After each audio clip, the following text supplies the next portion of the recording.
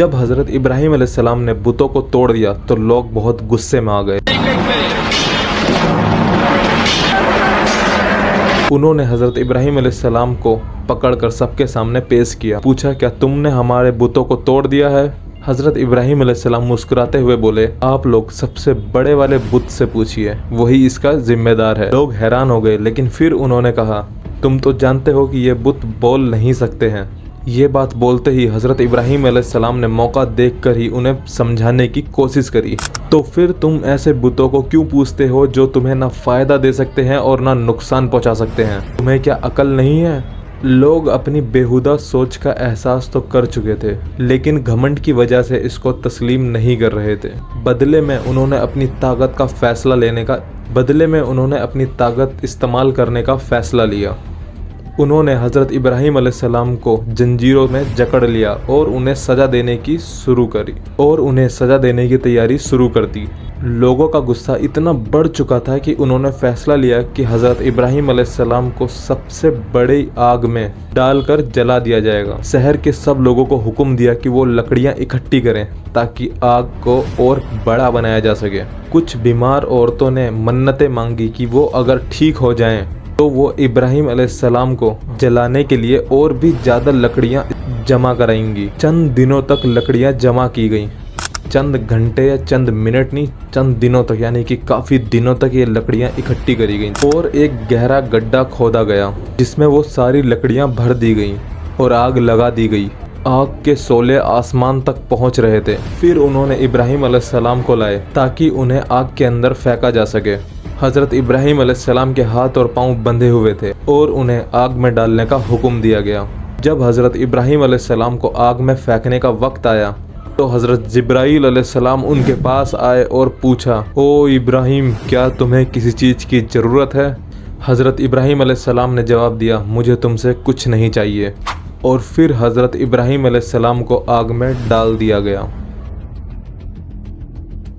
लेकिन अल्लाह ताला के हुक्म से आग ने हज़रत इब्राहीम अलैहिस्सलाम को नहीं जलाया।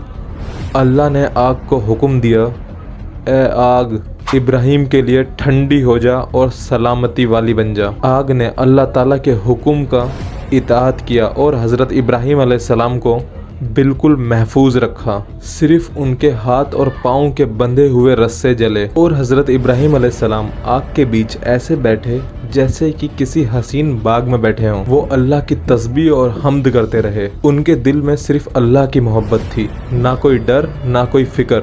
वो सिर्फ अल्लाह से मोहब्बत करते थे। अल्लाह ने उन्हें हर खौफ से महफूज रखा। जब हज़रत इब्राहीम अलैहिस्सलाम को आग में डाला गया तो लोग और उस वक्त के बुजुर्ग और पंडित दूर से खड़े देख रहे थे। आग इतनी ज़्यादा थी कि उनके चेहरे जल रहे थे और दम घुटने लगता था। आग इतनी देर तक लगती रही कि काफिर समझने लगे कि शायद ये कभी बुझेगी ही नहीं। लेकिन जब आग बुझी तो लोग हैरत में पड़ गए। हज़रत इब्राहीम अलैहिस्सलाम बिल्कुल सेहतमंद आग से बाहर आ रहे थे। जो रस्सी उन्हें बांधे रखी थी सिर्फ वो जली थी। आग हज़रत इब्राहीम अलैहिस्सलाम के लिए ठंडी और महफूज जगह बन गई थी। उनके चेहरे पर अल्लाह का नूर चमक रहा था, जबकि जो लोग हज़रत इब्राहीम अलैहिस्सलाम को आग में डालने आए थे उनके चेहरे धुएं जैसे सियाह हो चुके थे। लोग हैरत से चीखने लग गए। अल्लाह के हुक्म से हज़रत इब्राहीम अलैहिस्सलाम बिल्कुल महफूज रहे। जो लोग उन्हें नुकसान पहुंचाना चाहते थे वो सबसे बड़े नाकाम रहे। ये मौजज़ा देखकर हज़ारों लोग ईमान ले आए, लेकिन कुछ लोग जालिमों के डर से अपने ईमान को छुपा कर रखते थे। उन्हें ये सब देखकर भी डर था कि उन्हें मार दिया जाएगा। अब हज़रत इब्राहीम अलैहिस्सलाम ने बुत परस्त लोगों को तो हरा दिया था, लेकिन अब उनके सामने एक और बड़ा मुकाबला था, उन लोगों से जो खुद को खुदा कहलवाते थे।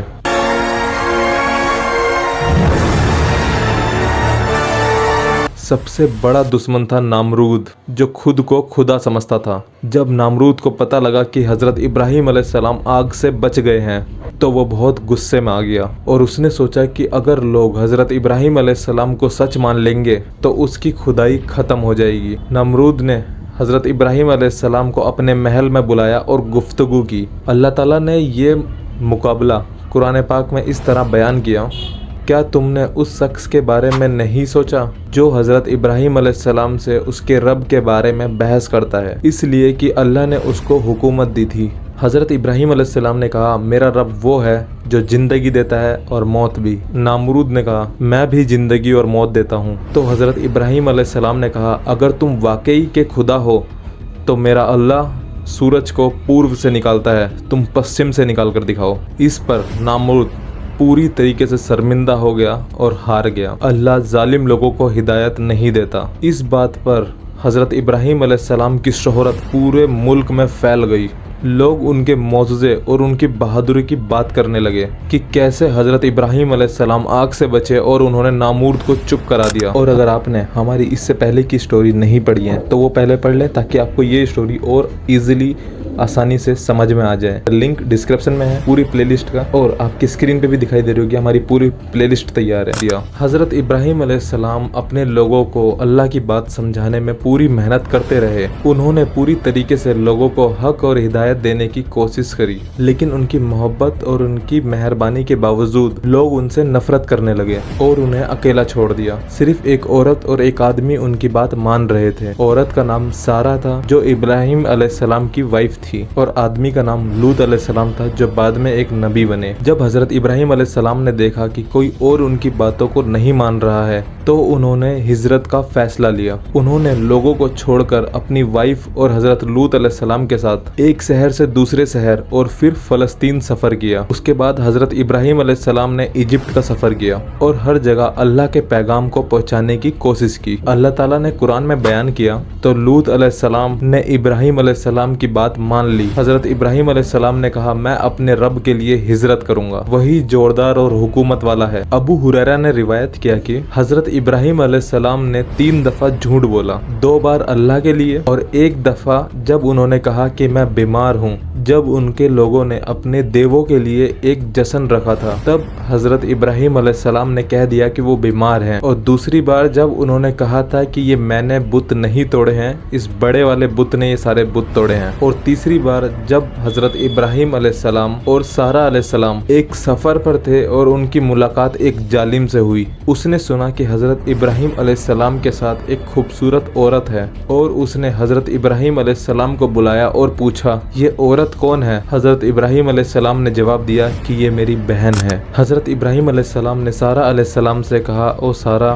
दुनिया पर हम दोनों के सिवा और कोई मोमिन नहीं है। इसने तुम्हारे बारे में पूछा है और मैंने कह दिया है कि तुम मेरी बहन हो। मेरे जवाब को नहीं बदलना। जब जालिम ने हज़रत सारा अलैहिस्सलाम को बुलाया और उन्हें हाथ लगाने की कोशिश की तो उसका हाथ स्टिफ हो गया और वो हैरान रह गया। उसने सारा अलैहिस्सलाम से दुआ करने को कहा, और जब सारा अलैहिस्सलाम ने दुआ की तो वो ठीक हो गया। और फिर उसने हज़रत सारा अलैहिस्सलाम को दोबारा हाथ लगाने की कोशिश की। उसका हाथ पहले से ज़्यादा स्टिफ हो गया और वो इस बार और भी ज़्यादा हैरान हो गया। उसने फिर से दुआ करने की रिक्वेस्ट की। फिर सारा अलैहिस्सलाम ने दुआ की और फिर वो ठीक हो गया। उस जालिम ने अपनी नौकरानी से कहा कि तुमने मुझे कोई इंसान नहीं, एक शैतान ला कर दिया है, और उसने सारा अलैहिस्सलाम को एक नौकरानी के तौर पर हज़र अलैहिस्सलाम को दिया। इब्राहीम अलैहिस्सलाम ने हज़र अलैहिस्सलाम की ओर इशारा किया और पूछा, क्या हुआ? तो हज़रत सारा अलैहिस्सलाम ने जवाब दिया कि अल्लाह ने जालिम की कोशिश को ख़राब कर दिया और मुझे हज़र अलैहिस्सलाम को नौकरानी के तौर पर दिया। अबू हुरैरा ने कहा, हज़र अलैहिस्सलाम तुम्हारी माँ थी, ओ बनी इस्माइल। हज़रत इब्राहीम अलैहिस्सलाम की वाइफ सारा अलैहिस्सलाम के कोई बच्चे नहीं थे। उनके पास एक इजिप्शियन औरत काम करा करती थी जो कि हज़र अलैहिस्सलाम थी, और वो नौकरानी के तौर पर थी। हज़रत इब्राहीम अलैहिस्सलाम बूढ़े हो चुके थे और उनके बालों में सफ़ेदी आ चुकी थी। बहुत सालों तक अल्लाह की दावत पहुँचाने के बाद हज़रत सारा अलैहिस्सलाम को लगने लगा कि उनकी ज़िंदगी में अकेलापन है, क्योंकि उनके कोई बच्चे नहीं हैं। हज़रत इब्राहीम अलैहिस्सलाम की वाइफ सारा अलैहिस्सलाम काम से परेशान थी क्योंकि उनके कोई बच्चे नहीं हो रहे थे। उन्होंने अपनी सर्वेंट हज़र अलैहिस्सलाम को हज़रत इब्राहीम अलैहिस्सलाम के निकाह में दे दिया, और हज़र अलैहिस्सलाम ने अपने पहले बेटे इस्माइल अलैहिस्सलाम को पैदा किया जब इब्राहीम अलैहिस्सलाम बहुत बूढ़े हो चुके थे। इब्राहीम अलैहिस्सलाम ज़मीन पर अल्लाह की इबादत करते हुए और लोगों को तौहीद की तरफ बुलाते हुए गुजरते थे। उन्हें मालूम था कि उनकी ज़िंदगी ज़मीन पर महदूद है और उसके बाद मौत और क़यामत आनी है, और ज़िंदगी के बाद के इल्म से इब्राहीम अलैहिस्सलाम को सुकून और मोहब्बत और यकीन मिल गया था। एक दिन हज़रत इब्राहीम अलैहिस्सलाम ने अल्लाह से दुआ की कि वो दिखाएं कि मौत के बाद कैसे जिंदगी मिलती है। अल्लाह ताला ने हजरत इब्राहिम अलैहिस्सलाम को हुक्म दिया कि 4 परिंदे लेकर आएं, उन्हें काट कर उनके टुकड़े मिलाएं और फिर इन टुकड़ों को 4 अलग अलग परिंदों पर रखें। फिर इन परिंदों को अल्लाह के नाम से बुलाएं। हजरत इब्राहिम अलैहिस्सलाम ने वही किया जो उन्हें कहा गया था और तुरंत ही परिंदों के मिलाए हुए टुकड़े अपनी असल शक्ल में लौट आए और परिंदे वापस इब्राहिम अलैहिस्सलाम के पास आ गए। और अल्लाह ताला ने कुरान में कुछ इस तरीके से बयान किया, याद करो जब हजरत इब्राहिम अलैहिस्सलाम ने कहा, मेरे रब मुझे दिखाइए कि आप मौत से जिंदगी कैसे देते हैं। अल्लाह ने कहा, क्या तुम्हें यकीन नहीं है? हजरत इब्राहिम अलैहिस्सलाम ने कहा, हाँ यकीन है, मगर मेरे ईमान को मजबूती चाहिए। अल्लाह ताला ने कहा, 4 परिंदे ले आओ, उन्हें अपने पास आकर्षित करो, फिर उन्हें कत्ल करो और टुकड़े टुकड़े करो और हर पहाड़ी पर एक एक टुकड़ा रख दो और फिर उन्हें बुलाओ, वो जल्दी तुम्हारे पास आ जाएंगे। और जान लो कि अल्लाह जोरदार और हिकमत वाला है। ये मिसाल हजरत इब्राहिम अलैहिस्सलाम को जिंदगी और मौत के साइकिल को गहरा इल्म देने के लिए थी और उनके ईमान को और भी मजबूत करने के लिए थी। हमारी वीडियो को लाइक और सब्सक्राइब करना मत भूलना, क्योंकि बहुत मेहनत लगती है।